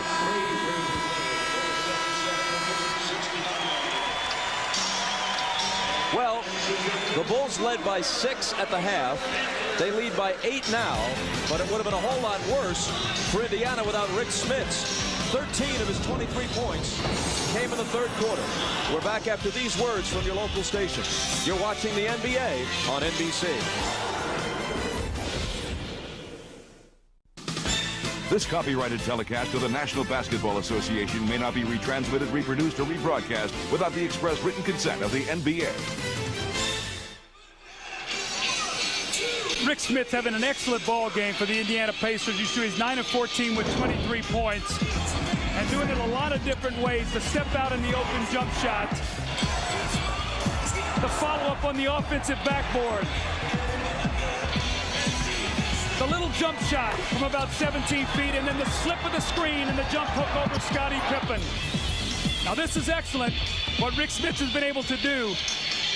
But Jalen Rose and Chris Mullin are combined 2 for 12 today. Travis Best in the ball game for Mark Jackson. Let's see if he can provide some speed and quickness for a big fourth quarter finish. As the fourth quarter begins, Jordan is on the bench for Chicago and Smits on the bench for the Pacers. Antonio Davis with the left hand. And Steve Kerr has returned despite the tender thigh. See, I like when Indiana has Davis in the game because he brings them the energy and the emotion. Kukoc to Rodman, who slings it out to Pippen, and now Kerr for 3. Got it. Now that's a pro. Sits there the whole game with a bruised hip, steps right back on the floor, and drills a 3. That's a pro. What that also does is buy another minute's rest for Michael Jordan. Since they're in front by 9. Jalen Rose answers with a 3 of his own. See, these are the 2 players who were big for you the other night. Davis and Rose. Let's see if they can step up and be big for them again this afternoon.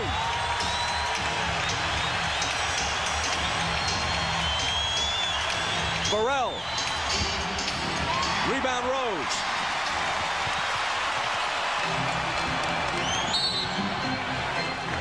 And there's a whistle from Bill Oates, a Chicago foul. See, on that last play, let's watch the ball movement of the Chicago Bulls. The penetration, the kick, the movement around the horn, right in his spot, bam, wide open 3. Now you come back with the Pacers again, ball movement, fake, Jalen Rose takes his time, lines it up, and drills a 3. Back live, the foul on Kukoc was his 3rd.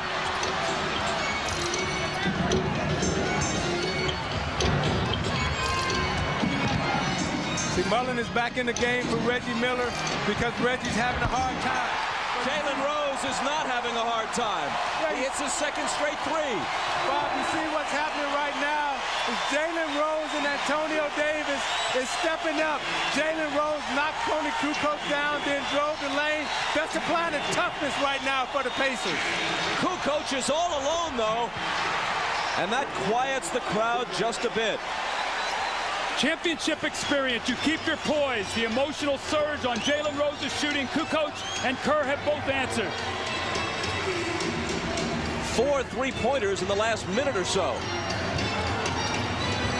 Mullin inside of Burrell. No basket. He hit him before the shot. It's Chicago by 6. The NBA on NBC is brought to you by Dr. Pepper and your local Dr. Pepper butler. Dr. Pepper, this is the taste. By the full line of vehicles from Mitsubishi, built for living. And by American Express. Wherever you are, whatever you're doing, American Express helps you do more.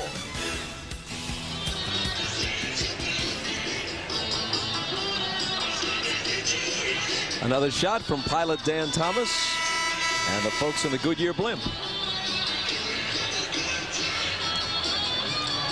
The Pacer bench has been so vital to their success all season long.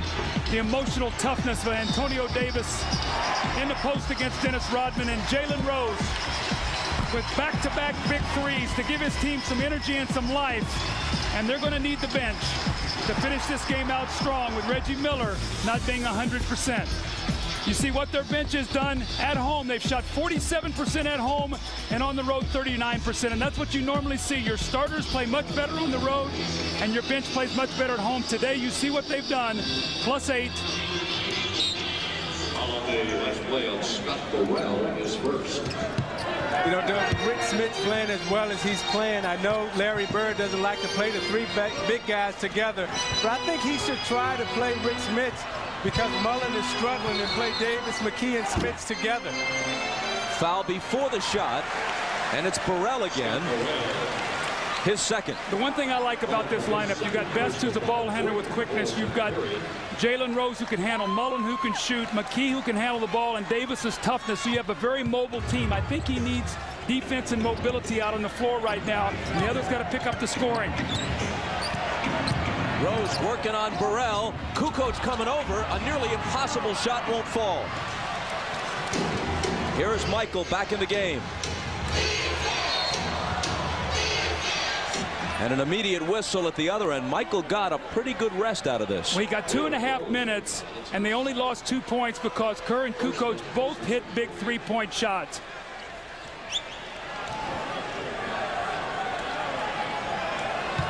Jalen Rose and Scott Burrell are having a little battle of their own.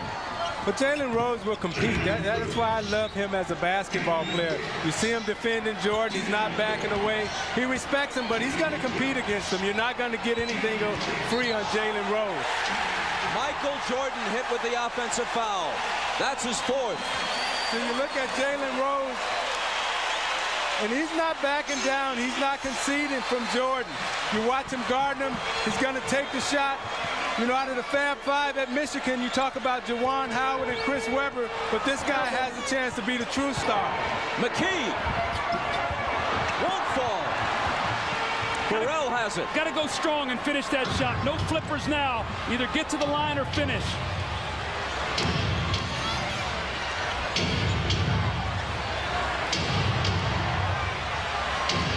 Kerr from Michael. Into the lane he goes. Hold on. He was fouled as he made his move. Now that's 4 on Mullen. I think the question is, have we seen the last of Reggie Miller today? Because Isaiah, well, here he comes off the bench right now, because I was getting ready to say, the longer he sits there, the tougher it's going to be for him to get warmed up again with that ankle. Yeah, at the half, we talked about it, and we said, let's watch and see if that ankle gets tight. Now, when you have an ankle injury like that, you have to keep pushing and you have to keep running, because your foot acts as a pump, and it pumps the blood up out of your foot, and it lessens the swelling.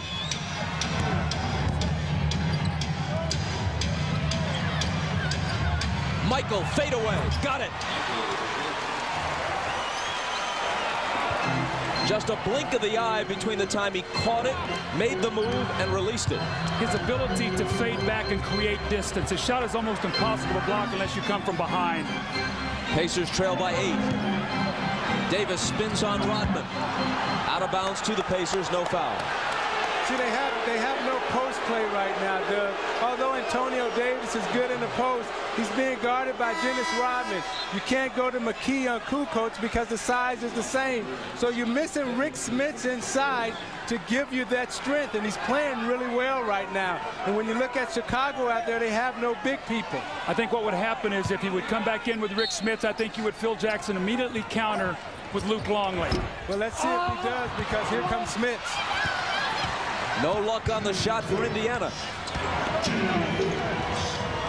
Pimpin just back in. Knocked away from Michael by Best. And into the hands of Rose.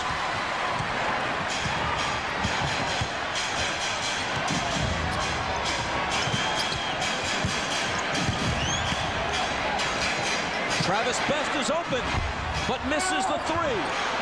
And Rodman is there to one-hand the rebound.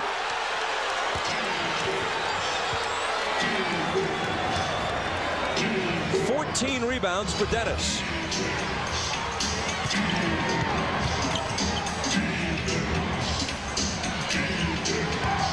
Michael, there was contact and Rose raises his hand.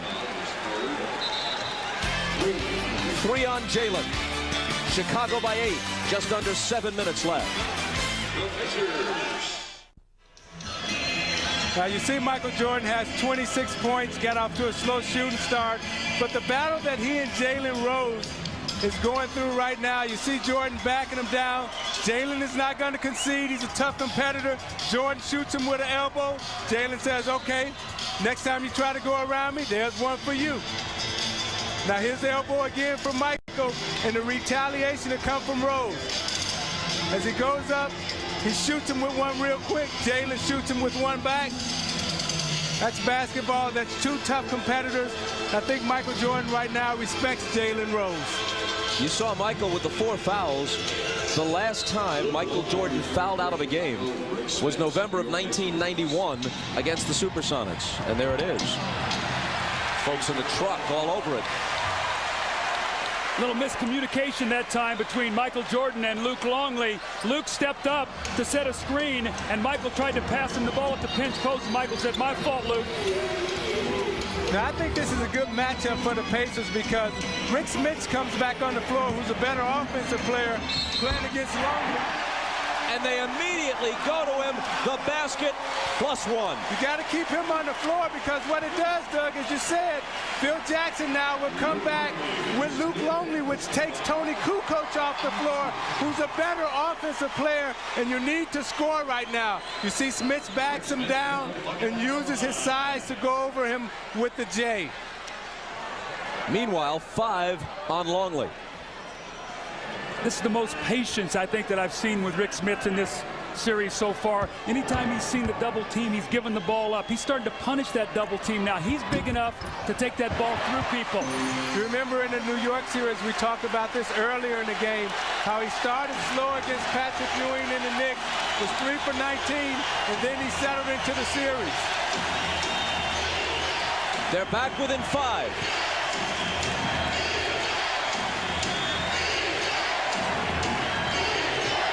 McKee on Jordan. Jumper over him. Spins out. Reggie Miller has it. Pacers looking to make a move. Best pulls up and hits.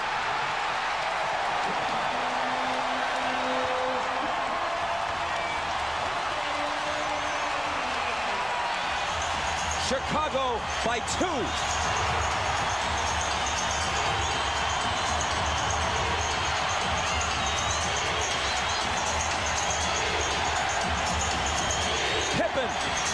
No!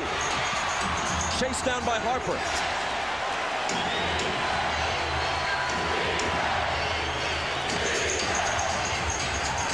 The mismatch, Pippen on Best. They spot it, and he scores over the top of him. You could see it all the way. Michael saw Scotty, said, get in the post, and he got him the basketball off a second shot opportunity that Ron Harper ran down the miss. Best around a Davis screen. Kicks it to McKee, and now Smits. He feels it, but not this time. Not many guys 7'4" have a touch so soft and confidence in a jumper from that kind of range. Bob, I think what would be important to watch right here to see if in these last 5 minutes can Scottie Pippen and Michael Jordan sustain their energy. Because they played a lot of minutes. You see that turnover right there, maybe a sign of fatigue. Jordan lost it. There was a little bit of contact. The officials let it go. That's Michael Jordan's 6th turnover today.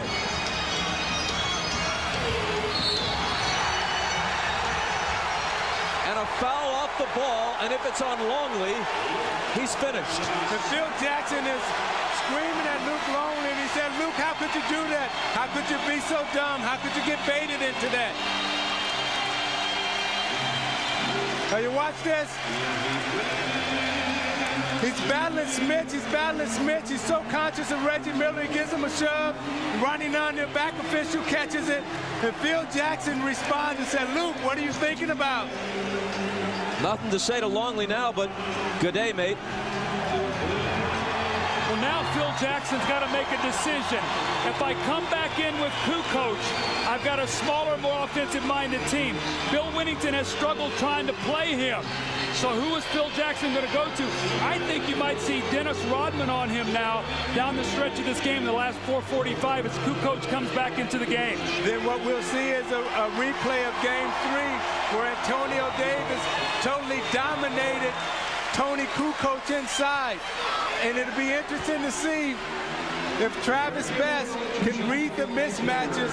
Does he decide to exploit Smith or Davis? That was the 15th foul, so the Pacers are shooting. The Pacers have only committed 3. Remember how critical fouls were. The Bulls missed 4 of 8 free throws in that furious finish the other day.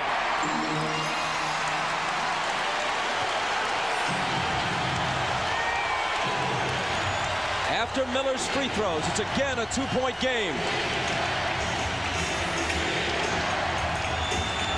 Jordan through a crowd. It's short, but Rodman, he can't hit it. Here come the Pacers, and here comes the crowd. A basket here could tie it. A 3 could give them the lead. Now they have Kukoc guarding Smith. McKee for the lead. Indiana by 1.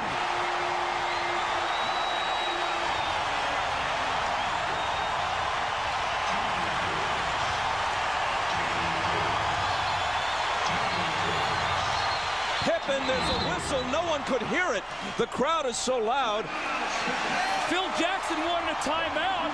Scotty took the ball down the floor and didn't see it and used some clock, so they only have 15 seconds as they come out of this timeout. Indiana's on an 11-2 run. There's the last piece of it. McKee's 3, which gives them the lead. You're watching the NBA on NBC. The Chicago Bulls. Michael Jordan and company continue their quest for title number 6. The Indiana Pacers. Larry Bird's team wants to dethrone the reigning NBA champions. It's the pivotal Game 5. The conference finals go prime time. Wednesday night at 9 Eastern, 6 Pacific on NBC. Keep your eye on Derek McKee right here. Watch the blow that he's going to take to his head from his teammate. He rolls over. This is right before he comes down and hits a 3-point shot. Where am I? Then he almost gets run over by a pack of Bulls.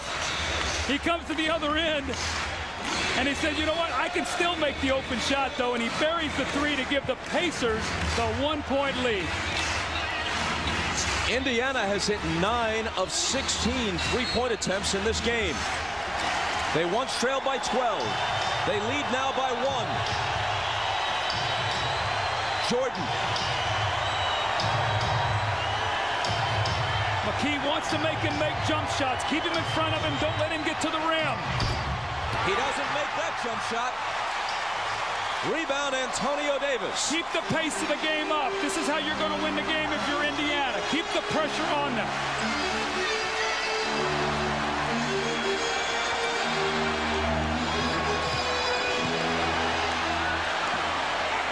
On the shot clock. McKee, no look pass to Davis, who's fouled by Rodman.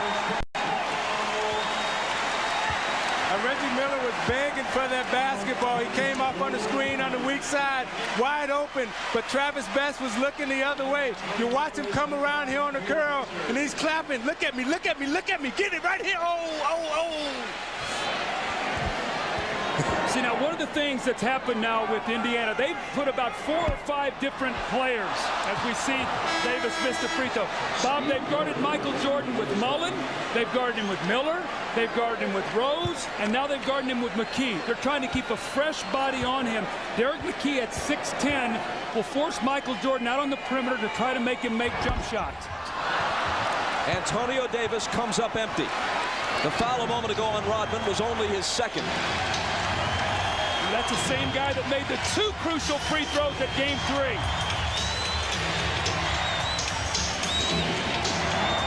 Scottie Pippen just Jordan. Hold on, a foul. Pippen just gave Reggie Miller an elbow right to the head. He was trying to post him up. Miller stuck his head in there, and Scottie Pippen shot him right with the elbow on top of it. You watch Pippen posting up here, and Miller stick his head in, bam. Oh, my. As he rubs it. Foul on McKee, his second. The Pacers are one foul away from being in the penalty. The Bulls are already there with 3:01 on the clock. Now Steve Kerr being back in the game. Pippen to Kukoc. Tony Kukoc has been huge at various times in this game. See, they have their best offensive scorers in the game in Kukoc, Pippen, Jordan, and Kerr, because Chicago understands right now that they got to keep scoring. Now they've come back with Steve Kerr to play best. He hurt them with screen roll and penetration in game 3. They've got Harper out of the game because Kerr's a better shooter. I think you got to put it right back in Smith's hands against Kukoc. Best had a different idea. That's that screen roll play that hurt them that we showed at the top of the game in our Showtime feature. Kerr just does not have the quickness, but they need his shooting. The 10th Indiana three-pointer of game 4. They lead it by 2. Pippen has it poked away. Out of bounds 2. Indiana.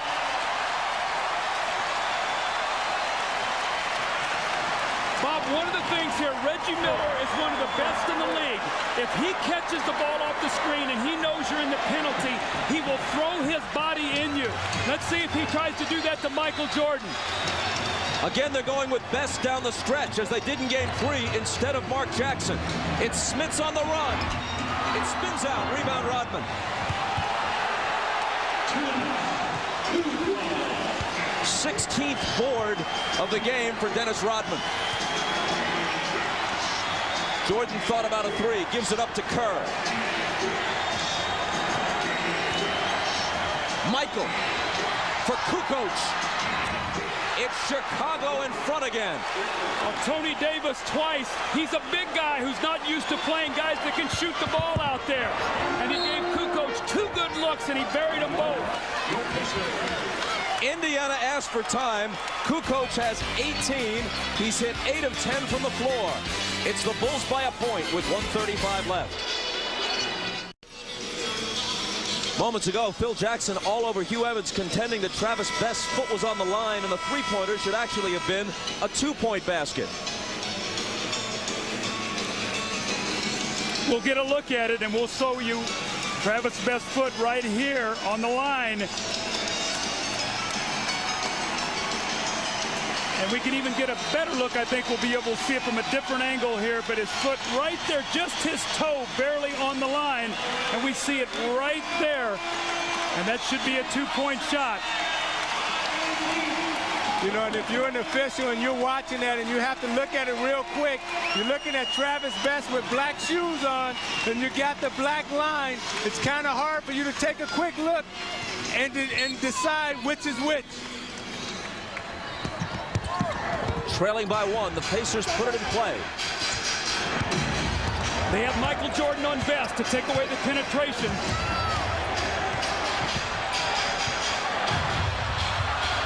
Smits comes out the screen for him. Best into the lane. The floater is short. Loose ball battle won by Pippen. See, Smits had Kukoc pinned deep into the lane, but Best missed him because he was dribbling the basketball. That's one of the problems with Best as a point guard, that he dribbles.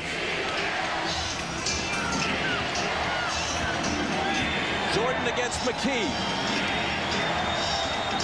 4 seconds on the shot clock. It'll be Michael, and it'll be Chicago by 3. That was Michael's first basket since 8:07 remained in the game. He has 28. Indiana season riding this last 40 seconds. Best dribbling the ball too much again. You see Smith flashed again that time, wide open. But Best took it to the hole and banked it in. With 33.5 on the clock, it's a 1-point game. Timeout Chicago. They now have 2 remaining plus a 20. Indiana has 2 timeouts left. Michael Jordan squares himself up, and he uses dribble to get his rhythm. Drives it to the point, raises up and makes the jump shot to put his team up 3. But Travis Best, composure off the bench. He's got Michael Jordan. He splits the defense. He goes by Kukoc. The high arcing shot off the glass, and we got us a 1-point game.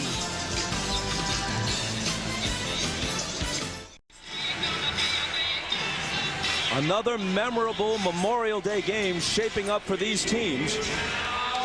In this decade, the Bulls swept the Pistons and went past the team that had haunted them and on to their first NBA championship in '91 on Memorial Day. 2 years later, Michael with 54 in Game 4 against the Knicks. And then in '95, it was the Pacers' turn, the game in which Rick Smits hit the game winner, a contest that saw 4 lead changes in the final 13 seconds. Remember the exchange of what seemed to be game winners, first by Penny Hardaway and then by Smits. Here it's Chicago by 1 as they put it in play. You see Bulls take it length of the floor, not half court.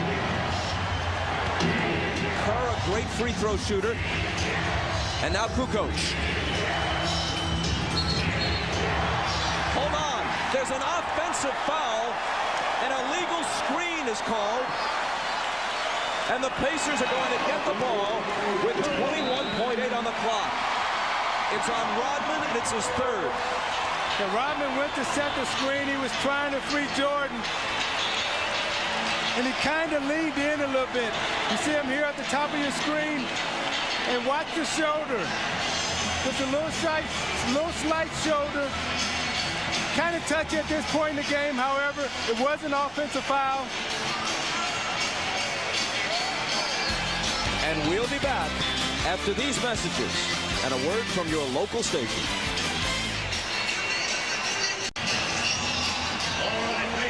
Dennis Rodman is going to get called on the offensive foul. They're going to run a staggered double screen. It's Kerr sets the first one. Michael's going to come up. Now watch Rodman's left shoulder.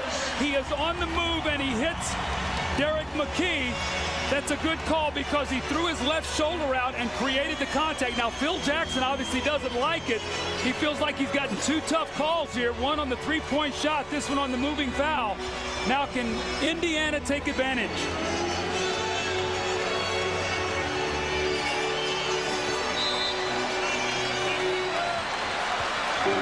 Best brings it out of the backcourt, confronted by Jordan. Reggie Miller, Harper on him. Reggie on the move, finds Best, deals it out to McKee. And it's knocked out of bounds by Jordan, who comes over to get a piece of it with 6.4 on the clock. Now Indiana runs a great set play here to free up Reggie Miller. Rodman or Kukoc must switch this, or Pippen, and then watch McKee, the inbounder, stepping back in. Indiana has a timeout. They elect not to use it. McKee looking. Gets it in for Miller, batted away, grabbed by Pippen, and they have to foul him. Harper and Reggie Miller. This has been brewing since Game 3. When Harper fouled Miller hard late in the game. Right in front of the Chicago bench.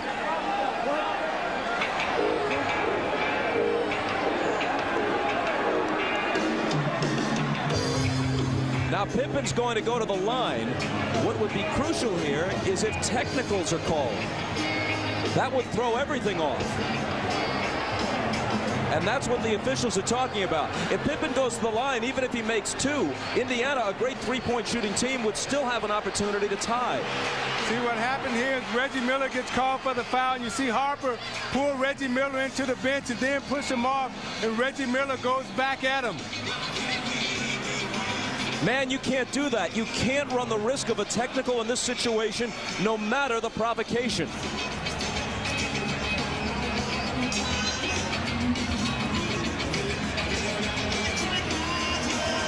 The officials may have decided, we haven't seen an indication yet, they may have decided that they don't want this game and the possibility of a trip to the NBA Finals to be decided by a technical foul shot. Well, you got Hugh Evans right there who's explaining it. He's been in these situations before, and he knows how to handle this type of situation. It's very emotional right now for the players. He's been there, so he's going to make the right call. He's going to settle everybody down, walk them to the free throw line, and the players will decide the game, not the officials, and that's the way it should be. Scottie Pippen has had a great game. 12 points, 10 assists, 7 rebounds, and a pair of steals. But he's only 2 of 5 from the foul line. And on Saturday, he was only 3 of 7. Derek McKee walks over, and whispers something into his ear.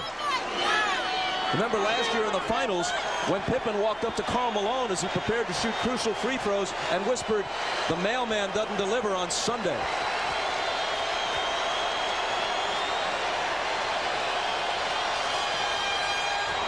A miss. And see, I can tell you what's going through Scottie Pippen's mind as a player. You're sitting there concentrating, and it's not butterflies that's in your stomach. It's a big whale that's swimming around in there. Now, I'd put Antonio Davis on Rodman. Rodman too quick for Smits here. You don't want to give up a second shot. Missed them both. Loose ball, out of bounds. Who's got it? Jump ball. Now Hugh Evans says, wait a minute. He motions Ronnie Nunn over and may overrule him, and he does. He overrules him and gives the ball to Indiana with 2.9 seconds. And Larry Bird uses his last timeout.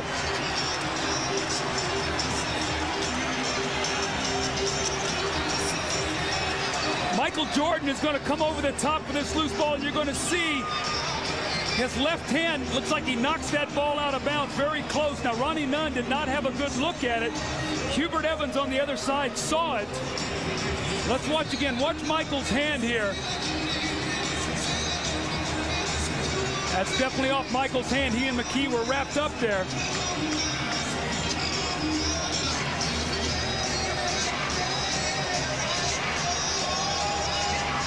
Whoa, that's close.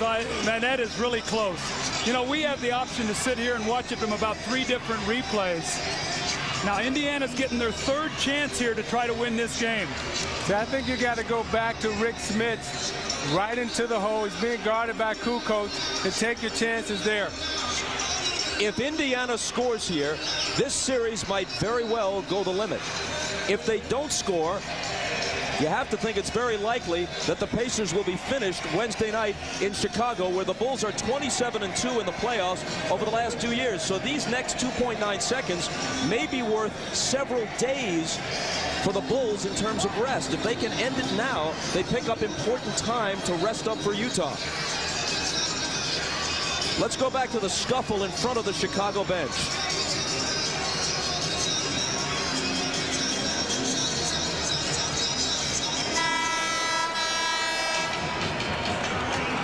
Let's see if someone moves off the Indiana bench. Watch the left of your screen. Right there, somebody. It could have been Jalen Rose. Right there, that's Jalen Rose. Did not advance beyond midcourt. And there's Rick Carlisle, one of the assistants, coming over saying, get back here. Now, it's possible that Rod Thorne will review that tape, and it is possible that Jalen Rose will not be a participant Wednesday night in Chicago. Well, it all depends on how technical you want to be. The rule says that you can't come on the floor. He did not necessarily cross the line. He went up the sideline. So we'll see. You look at Rod Thorne there on the left and David Stern with the yellow tie on. We'll see how they rule. Indiana, no timeouts left. They've got to get the ball in. 2.9 seconds. And a delay of game warning on Chicago. They just wanted to get a look at Indiana's setup.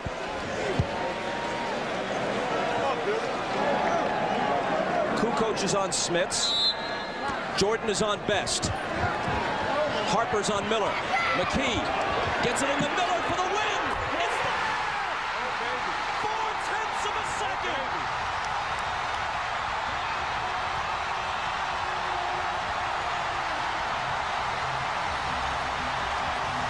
Yeah, you can dance, Reggie. One of the greatest clutch playoff performers of his generation has apparently done it again.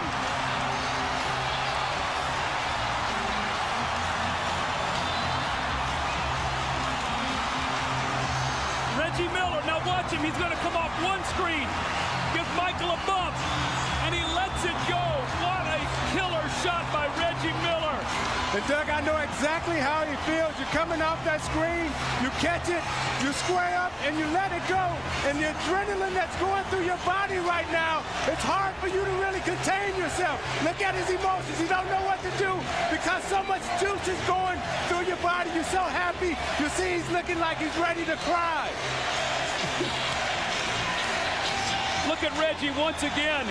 He got away with a little bump on Michael. He got really open. I can't believe he got that open on that play, knowing they're probably going to go to Reggie. But where's the limp? No. He forgot he's got a bad ankle. With too much adrenaline flowing through your body, that's what you say, I love this game. That's what it's really all about right there. And you look at Larry Bird, who's been there before. Nothing to it. I've done that about 20 times in my career. Come on back over here, fellas. Yeah, but let me telestrate his stomach. Well, that's an almost unbelievably placid demeanor, considering the fact that Market Square Arena is a complete madhouse. Bob, they put 0.7 of a second. You can still get a catch and shoot. At 0.3, it can only be a lob to the basket. So the Pacers got to be smart here. They've got to be ready to switch anything so you can't get a quick catch and shoot. After the basket, it showed 0.4. They restored 0.3 and put it at 0.7. The two big misses by Scottie Pippen at the free throw line set the stage. Had he made them both, the best the Pacers could have done was to tie on that 3. Now they lead by 2. Now they've got their biggest man, Rick Smith. He's got to get up all over Tony Kukoc because they do not have time to throw it back to him for the shot.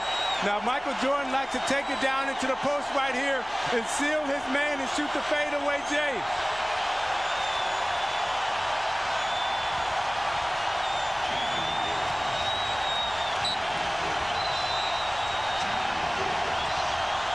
Kukoc to Michael at the buzzer. It spins out. It spins out.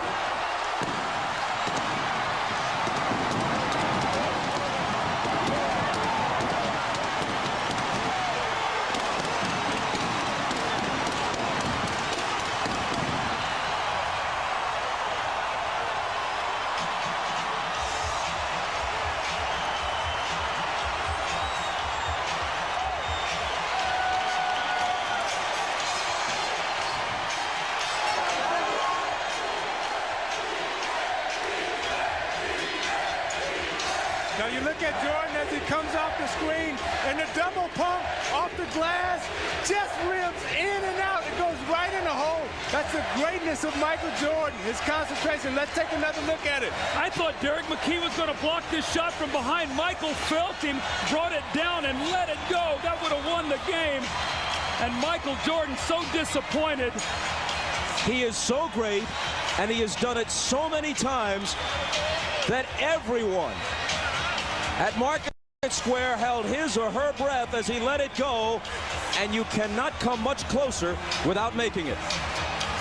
Now you look at Phil Jackson's face, oh, right in the hole, and he's saying right now, we know we got a series going on our hands because Indiana didn't die. And you look at Larry Bird, been here before, done that again, no pressure.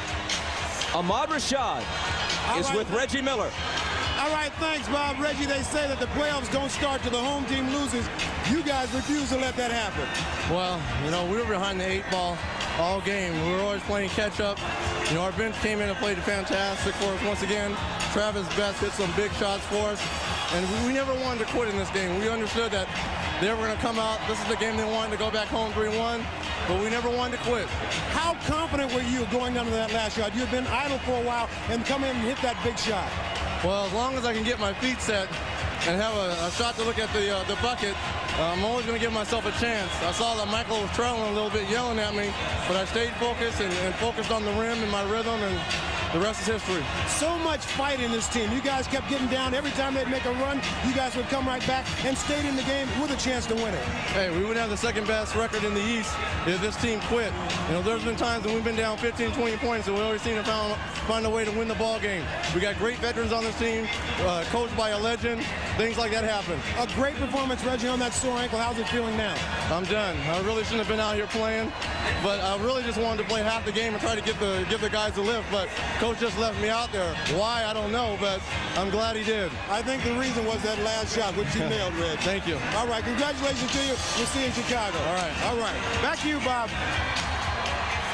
Well, Ahmad, we know for sure that we'll play at least 6 in this series.